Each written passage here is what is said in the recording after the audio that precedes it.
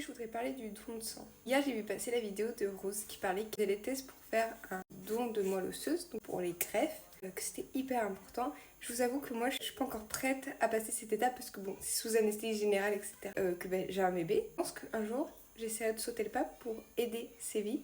Je suis pas là pour parler de ça, moi, mais plutôt du don de sang. Et tout aussi important, j'ai été concernée par ce don de sang et je peux plus moi le donner. Je n'ai plus le droit de donner mon sang puisque j'ai déjà reçu une transfusion juste après mon accouchement, donc je suis bannie à vie des listes. Et donc moi j'aimerais aider à ma manière et vous en parler. Il faut savoir que le don de sang sauve des vies chaque jour, que ce soit des enfants ou des adultes. Certaines personnes ne seraient même plus ici si ces dons de sang n'avaient pas été faits, peu importe votre groupe sanguin. Le plus important, je ne sais plus lequel c'est, donc m'en voulez pas, mais le don universel, je crois que c'est le...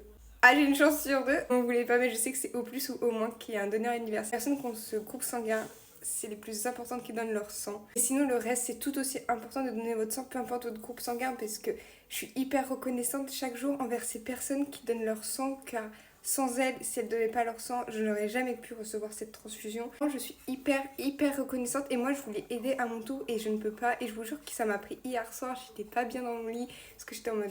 J'ai jamais pu le donner puisque avant cela, j'avais un poids qui était beaucoup trop faible et une santé beaucoup trop instable pour pouvoir donner mon sang. Que pile au moment où je veux le donner, en fait, je pourrais jamais le donner. Je voudrais hyper sensibiliser là-dessus que c'est hyper important que juste une fois dans votre vie déjà, c'est déjà énorme. Je crois qu'on peut le donner jusqu'à 4 fois par an. Personne n'est dans l'obligation de le donner. Ça reste quand même une chose hyper importante. On va prendre l'exemple d'un enfant qui a une opération assez grave. Une complication se passe hyper énormément de sang. Seule solution pour qu'il reste en vie, c'est qu'on lui donne des culots. Ça se trouve, vous donnez votre sang et vous aurez sauvé la vie d'un enfant.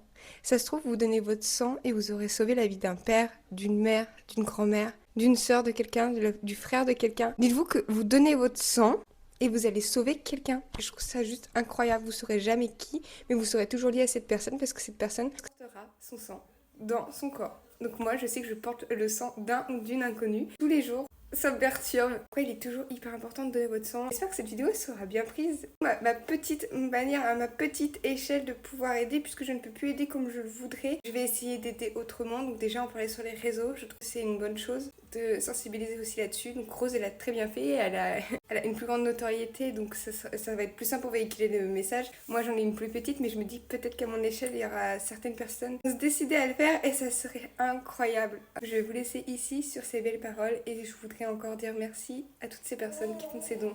Et je vous promets que je resterai hyper reconnaissante à vie. Je vous fais des bisous.